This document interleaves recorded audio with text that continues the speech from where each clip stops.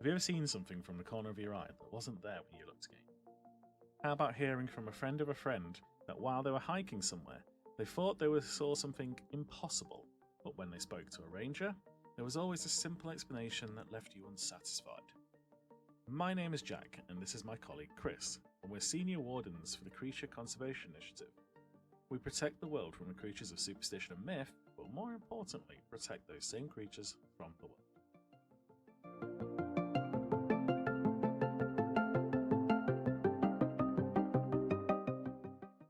Well, hello there, people. How are you doing today? And I hope you are enjoying your Tuesday, Wednesday, whatever day you're listening to this of the week, whether you're listening to it. Better be a Tuesday. It comes out, whether you're listening to it on years and years and years away from now. You are all welcome. And Chris, you are also welcome. Thank you. Thank you very much. You know, in all of the years when we switched to a new calendar based on our Lord and Savior, Taylor Swift. Is there something happening right now? Have I missed something in the zeitgeist? I don't know. I'm just, if you throw out enough predictions, one of them has got to be true in the end. I'm doing the Simpsons approach. True. Yeah, you know, they make a lot of predictions, don't they? Really? Yeah. I don't know, but one thing I do know is mythical creatures, and that is what you're here to listen to, isn't it, wonderful listeners? Are they? Hey, did no one tell you? We've been recording. Yeah, no, but I thought it was just leading up to the insanity at the end. I thought we would slowly just, drift away to, I don't know, phone reviews or something. Maybe start our own cryptocurrency, Mythcoin. I mean, we're not quite popular yet. Mythcoin.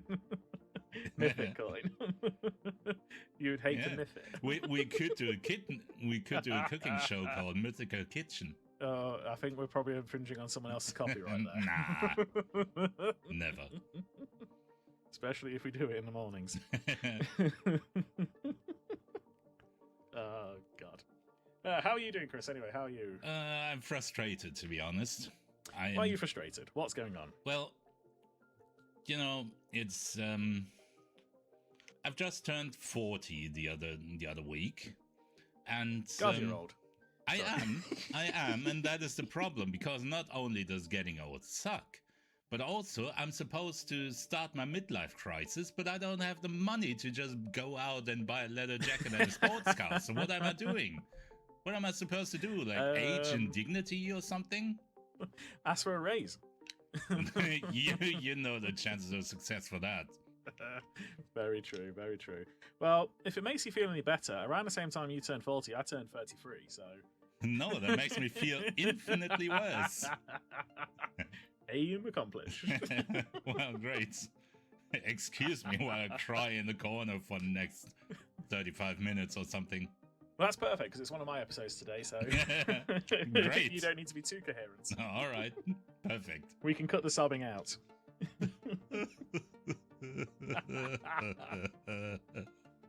Well, you might be in a bad mood, but I've definitely got a way to get you in a better mood, because today's creature is fascinating on a whole other level. Okay, sell me. I'm not sold yet, but I'm willing to be sold. That sounds wrong. Anyway. We don't do that nowadays. Well, not here, maybe. Oh, no. Anyway, well,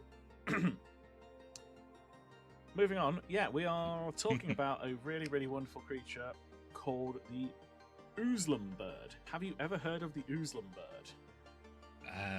I can't say I have. I'm gonna go out on a limb and say it's some kind of bird.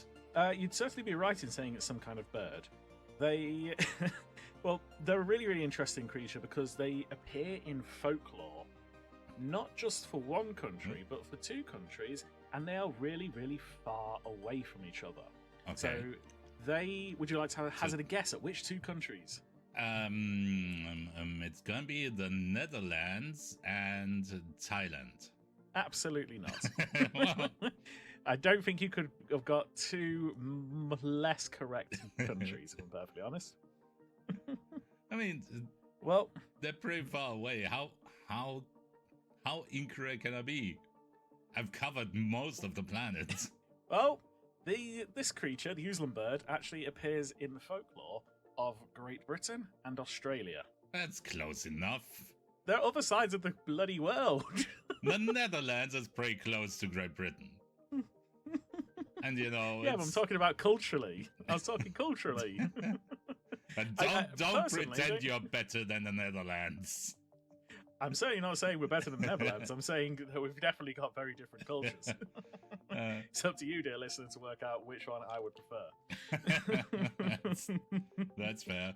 Yeah, so they appear in the folklore of both these countries, but it's mostly because they exist in the folklore, and to be fair, it's a general kind of area, but they exist within Australia mostly. So obviously, when we're talking British culture, we're talking more like naval culture. We obviously we British sent quite a lot of individuals over there. Down to only the finest individuals. yeah, we chose our best and brightest. Yeah. And they were very much seen by British naval individuals, seamen, sailors, whatever you'd like to call them. Yes. There's so many different names seamen, for please. naval people. We're not going to.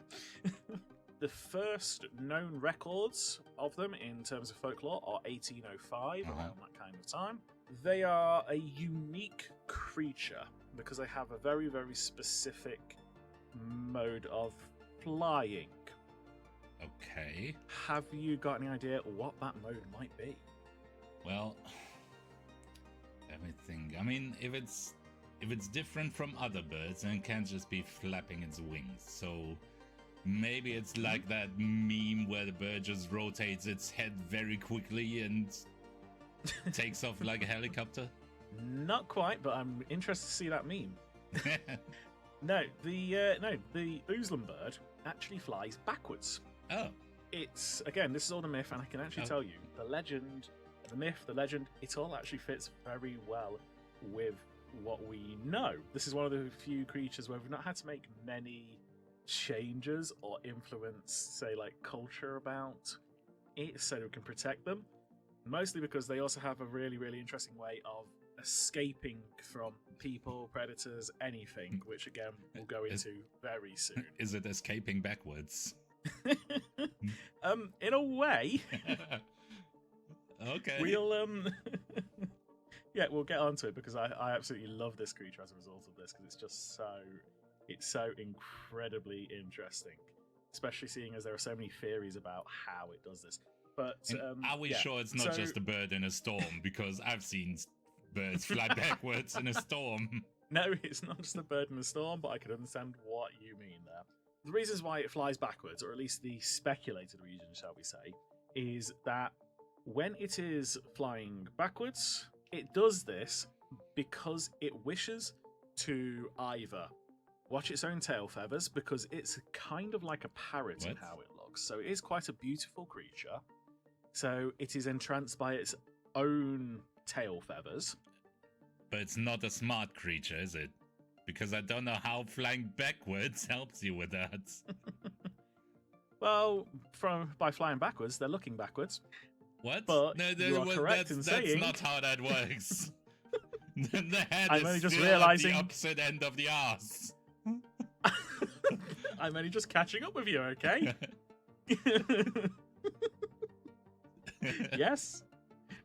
Someone, I need to draft an email to the research guys. I think I've cracked it.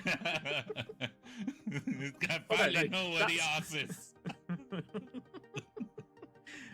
Well, no, that's one of the theories. That it likes to see its tail feathers. The other theory is that it flies backwards, so it keeps dust out of its eyes because it's supposed to have quite large eyes.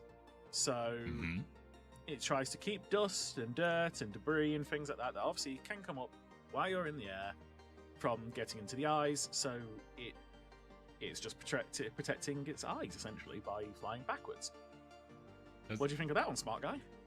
Does it have eyelids? Not that I'm aware of, but one thing to understand, we've never actually been able to get hold of one of these creatures and study it. Oh. That's because we're trying to catch it forwards. Rookie mistake. Another theory in that it likes to see where it's been. That's fair enough. It likes to see the progress in life, shall we say? Like me when I turned 40. I looked back on my life and wept. Anyway. Here's the thing, though, with the Oozlum bird. It has like I say, we've had a lot of issues trying to even study it. We can't get close to one because it has a really, really, really unique way of escaping from danger or anything in existence. And I'm going to give you 3 guesses because I honestly do not believe that you'll be able to work this one out. Anything in existence. And I don't know. Does it stop time to escape? Nope, it doesn't stop time to escape. Does it go the skunk way and spray hideous chemicals into the air? Nope, it doesn't gas the air to confuse you or something. One more guess. It turns into a liquid and seeps into the earth. Nope, it's not. It doesn't do a squonk. No, what it does, what it actually does, and we don't know if this destroys it or if it just transports it somewhere else, but the Oozlum bird has reportedly, to escape everything, has the ability to fly up its own arse. What? It flies in incredibly small circles until it disappears up its own arse. I am not joking with you here. It appears to disappear and fly in a really small circle and disappear up its own rectum. How does that even work? This is opening a whole can of physical worms. Yep, it's quantum physics and metaphysics and everything is going out the window here. And this is the major problem that we have about trying to study them, because when we try and get close to them, they disappear up their own arse. Again, I've known people like that. The closest I think any of us have so far got, not so much closest, but the best theory any of us within the CCI, or even just speculatively online, that anyone has come up with as to how it disappears is that apparently they think that its butthole is a black hole. That opens up another whole different can of physics worms. Exactly. This is why. That's at least 2 cans of worms. That's too many worms. Well, this is why we don't know what it does. We don't know if it creates a small black hole and disappears. Well, we know it disappears up a small black hole, but I mean, it's a brown hole. But we don't know where it goes from there. We don't know if by doing this it dies. We don't know if it transports somewhere. We don't know if it moves 10 feet, 20 feet, 100 miles.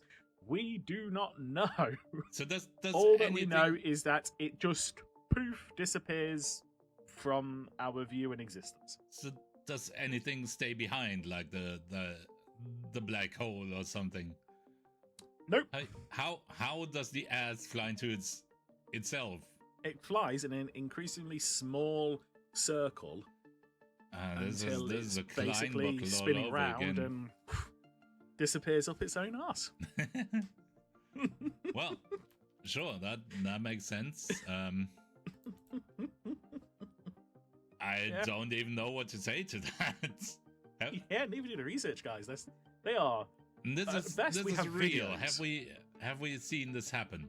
Yes, I have personally seen it happen. I have watched one of them disappear up while trying to help one of its capture teams get hold of one. It's one of the few creatures where we are now at this point actively trying to capture it. However, if we did catch one, we don't know what it would do. Well, no, we do know what it would do, so we have no idea how to contain it. But we'd like to just get hold of one for a short period at very least to see what's happening or try and get some kind of readings from it. You know what I want to know? Can they fly up other asses? It's not been reported. I don't know if if you had a flock of them, could they fly up each other's asses? And then the final one has to fly up their own ass? I have no idea. But all I know is it is fascinating and rather amusing to watch in real life. If by amusing you mean disturbing. After a while, the disturbing part kind of disappears as you start to wonder how. Fair enough. I'm wondering that now.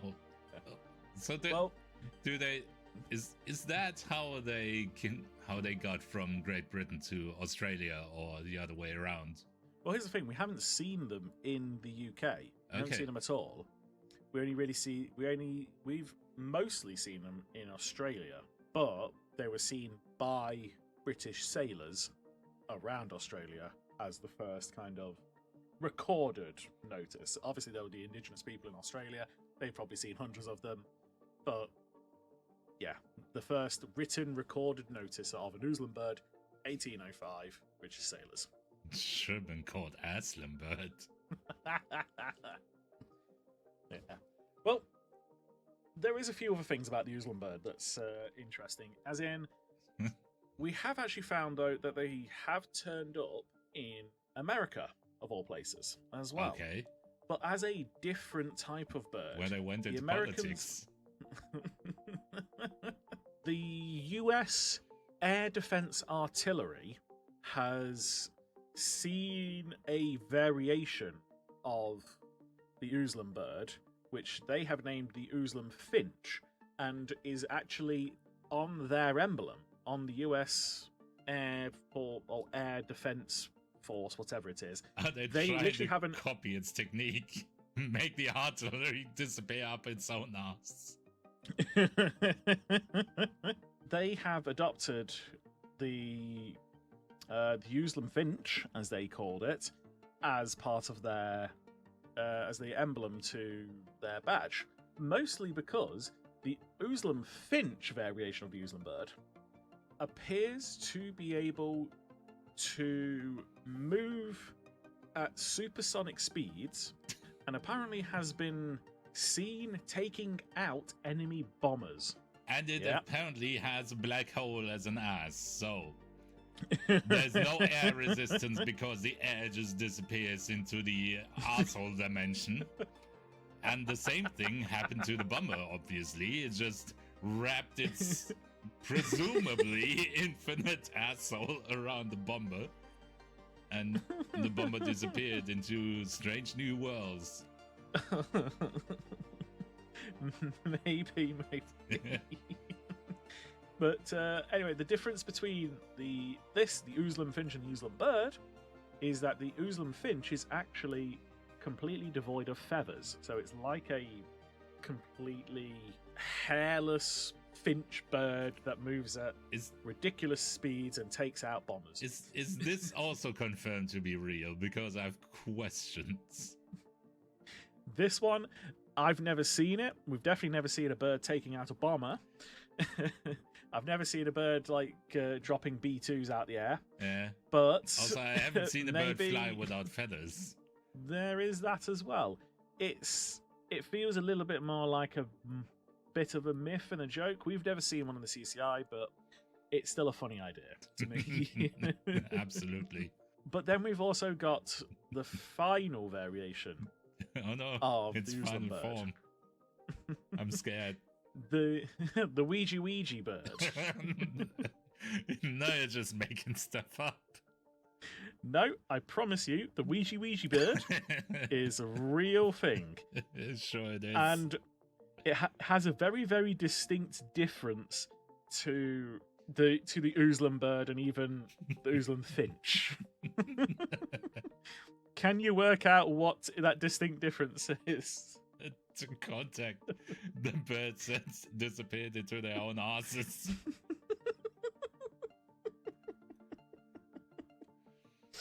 Oh my god, are you here with us now? God, twice for no. Oh my god. No. Okay, I'm sorry. What was the question? I'm taking this seriously, I promise. There is one major difference with the Ouija bird compared to Sure. the Oozlum bird. Can you make a guess what that difference is? I'll be surprised if you get it. It has feathers only on its ass. Nope. It has a single wing. Of course. Sure, that was my second guess. The Ouija bird. Does it fly in a circle? Yes. Which is how they believe that one disappears up his own arse accidentally.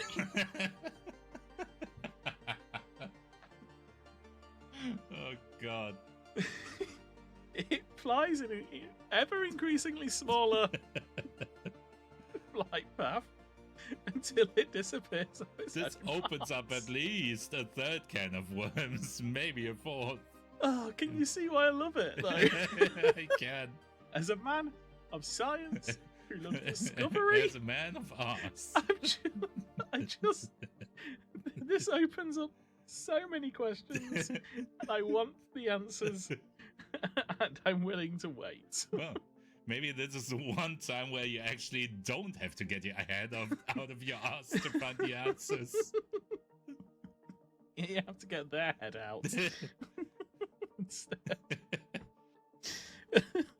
I'm sorry, listener. It's just funny. Oh, imagine the first time I saw this.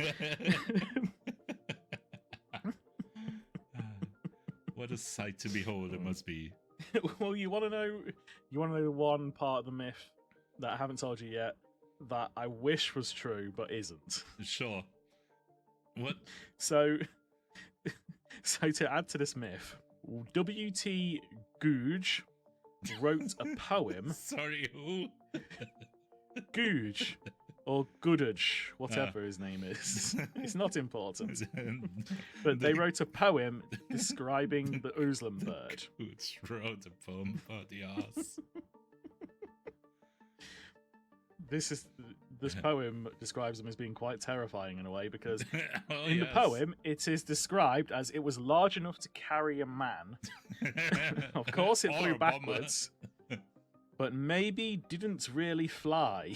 It stayed in the air and let the earth turn beneath it. Sure. But could you imagine a bird large enough to carry a full-grown adult that can disappear up its own arse? No. Is the bird just very large, or is it small but very strong? I think either way. I think I'd want it to be small but very strong Yes. rather than the other way, though, because that would be quite scary. But bearing in mind what horses hold people, horses hold full-grown adults. Yeah. A bird large enough for that, a horse-sized bird that, again, I cannot stress this enough, can fly up its own arse. Well, how do you think it carries That's the something people? I don't want to see. That's definitely something I am not in the mood to see. but that is not a thing that happens. No, Okay. they're quite small. They're kind of like parrot size. Like I've said already, they look a bit like parrots, quite colourful, quite beautiful to see. They just don't like being caught. I get it. Maybe I have to work on that technique for just in case. I mean, there's not a huge amount that I can really say about my interaction with them because I haven't directly interacted with them. But it would, I would be remiss to say I haven't been on an expedition, shall we say, for this easy eye to try and help catch one. Okay. How? So when it comes to Oozlum bird, we tend to just leave it alone because by the time someone's seen it and it's been reported, it's probably disappeared. Yeah. You know where. Makes sense. But we did actually have a concentration of people spotting Oozlum birds over, say, about 2 weeks, Yeah. where it seemed like a large group of them were there. So we wondered if it was breeding season or something. So they dispatched a team of wardens and with a capture team to try and see if we could get one, or at least get close enough to interact with them, get some readings, get anything, any data for the research guys.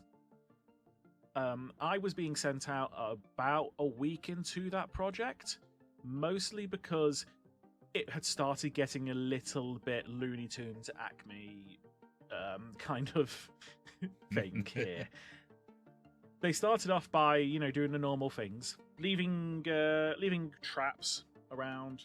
So food in a trap, wait for it to get in there, the bird gets inside it, door closes, etc. Sure.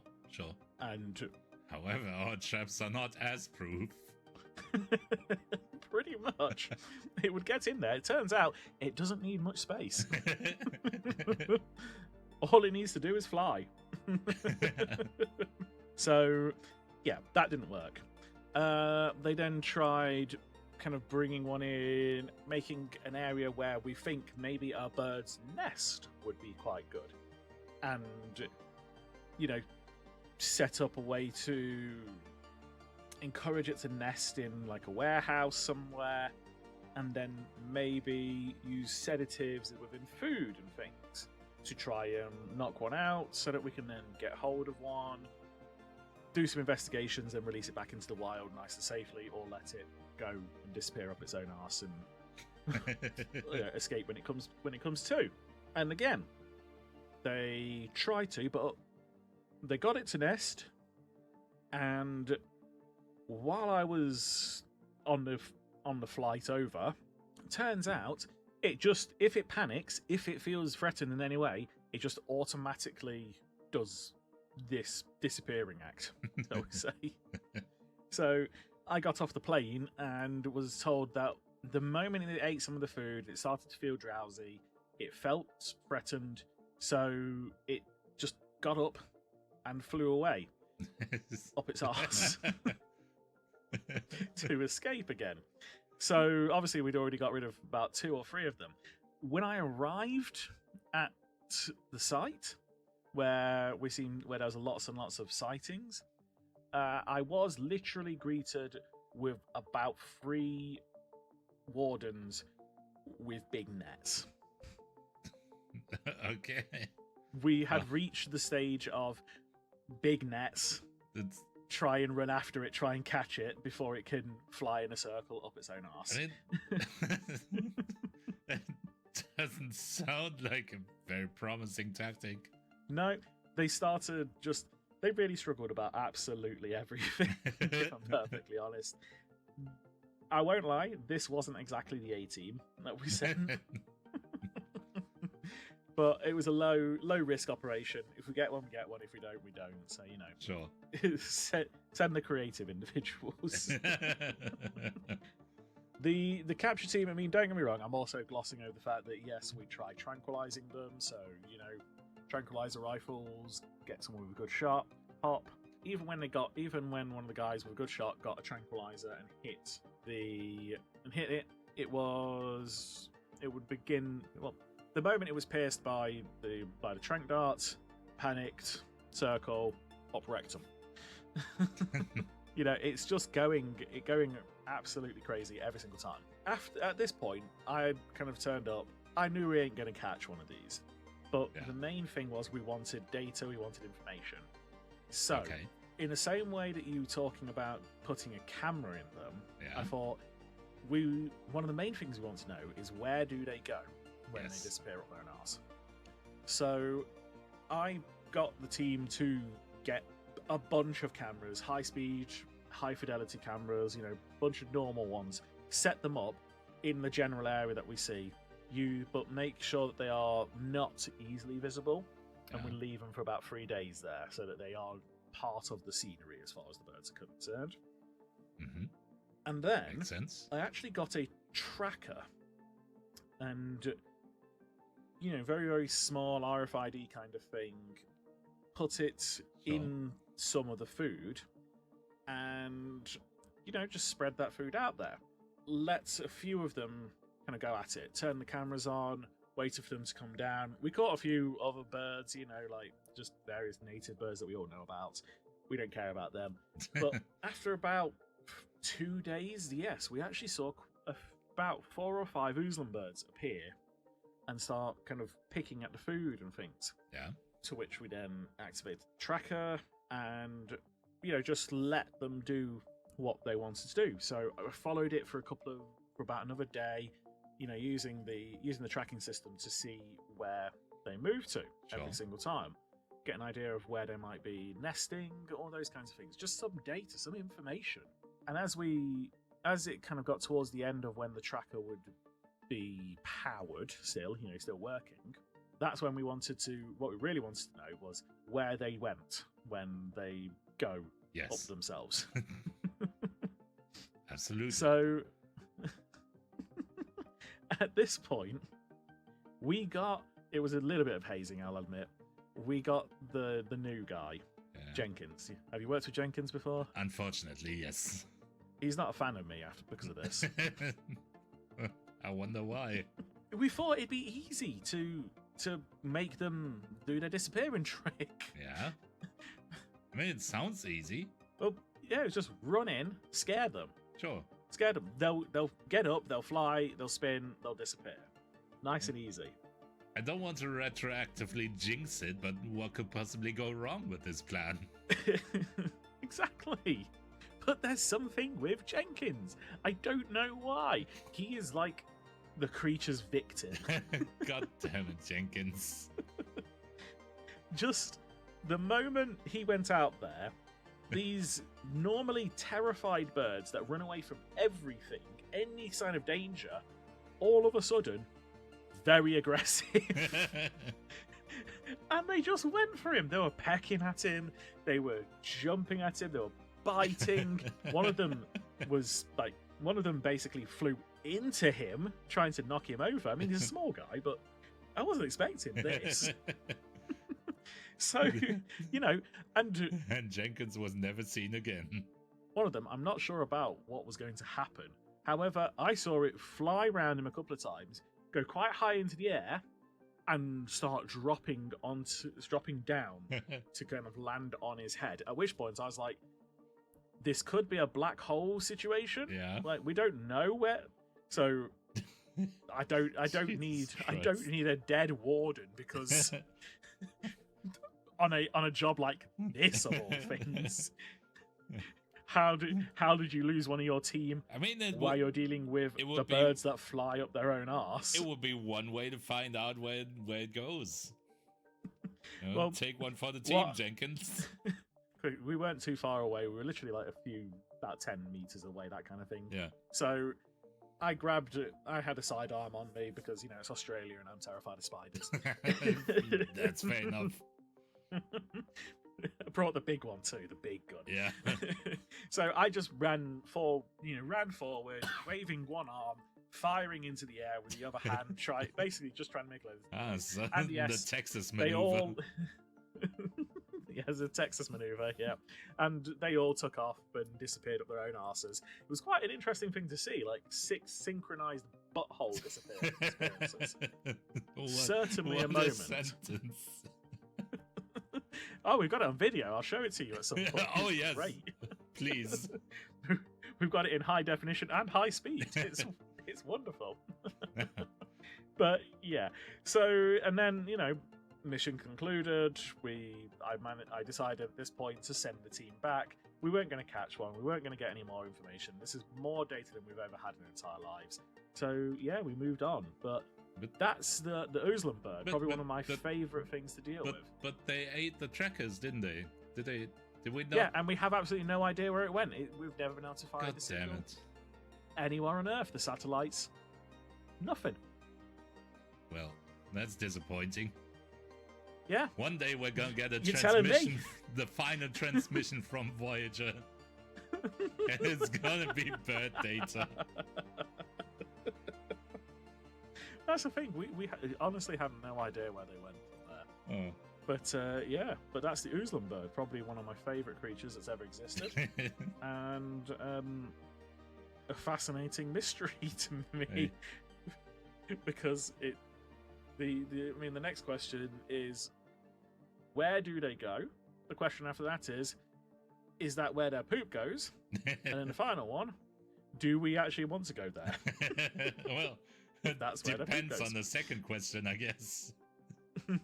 Exactly. Yeah. It's the But, poop dimension. But that's the Oozlum bird. But anyway, Chris, where do you think, where could our listeners go to find out where their poop goes? Oh, you know exactly where you could go. You just turn in a circle very, very quickly. Very tightly. No. But if you're But if you're aiming to disappear up your own arse, we've got a place for you. Yes. if you ever wanted to see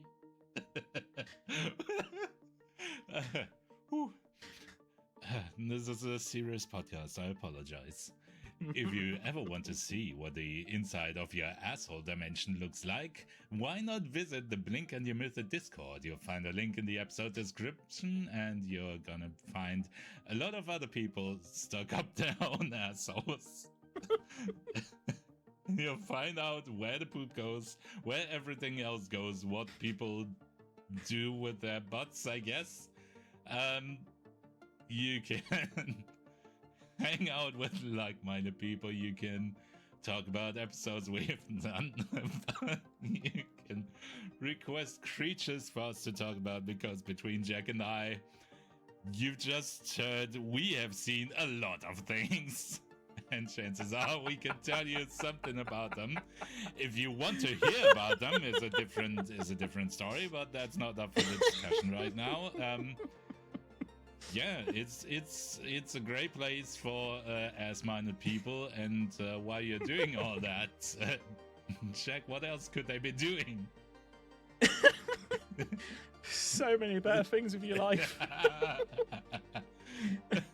But while you're wasting it, why don't you go listen to more episodes of this podcast, where there are many creatures. We've been doing this for a while now, so there are a fair few creatures. I'm sure you'll find one that you are interested in, or you've never heard of, or anything, where you can learn a little bit more about the creatures you didn't even know really existed, and how we have to deal with them. Fair warning, like though, last week's most of them don't 2 disappear in their own ass. No, most of them don't disappear up their own arse, but some of them do like to savage my friend here, like the creature from a couple of weeks ago. Yeah. And they'll make you forget about it, so you get the joy of it every single time. It's new. But yeah, go find an episode, listen to them. You don't need to listen to them in order, they're all evergreen. So feel free to find an episode that tickles your fancy and go nuts with it all. And in the meantime, what else should they be doing while they're listening to those episodes, Chris? Well, something these nuts, because they go nuts. Also, you should be liking, subscribing. Did we say that already? I don't think so. Subscribe. I don't think so. Subscribe like your life depends on it. You don't want to miss out on future episodes. It might. You might end up in the bird arse dimension. Also, give us a rating. We're the only people who can save you. Give us a rating. Give us all the engagement you can muster. Comment, share, like, subscribe. All of the things. Listen to old episodes you've heard before on repeat, because it just looks good in its statistics and all of that kind of stuff. Share it with everyone you know, because sharing is caring, and it's caring. Yeah, it's caring, and everyone needs to know about the Oozlum bird. Yeah, absolutely. Everybody except for me. I'm trying to unlearn this information right now. I'm having trouble, but share it with the Oozlum birds of your choosing. I'm sure they'll be interested to hear what we think about them. Share it with your grandma, who has an Oozlum bird as her pet and just never mentioned it, and The minute you find out, it disappears, and your grandma is very sad. But that's life. Sometimes life has disappointments in store for us. So it's just something you gotta do. There's always a positive at the end of it if the bird has disappeared up his own arse. But on that note, I think it's time for Chris and I to disappear up our own arses. Yes. And oh, good. I'm 40. I'm not that flexible anymore. Thank you very much for listening. I hope you enjoyed. And we'll see you next time. But otherwise, goodbye. Goodbye.